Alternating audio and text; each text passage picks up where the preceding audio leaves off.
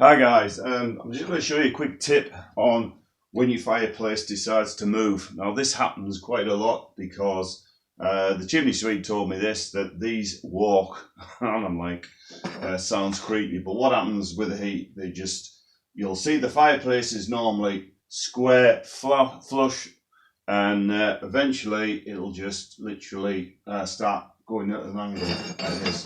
That's normal. So all you do, grab the fireplace, both hands, and just turn like that. Simple as that. Now don't worry about this because that will move with it. Okay. But it's literally a case of move it like that, and that will straighten it up. If for some reason down the line that the pipe goes, you can just fill it in with a bit of cement, which is, I did a video on that. It's just fire cement, you just pop it in.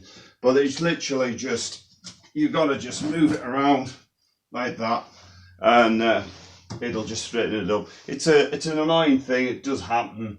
So it's just a tip, literally both hands like that, and that will move as well to avoid any cracking there. So a little tip for you guys. Thanks for watching.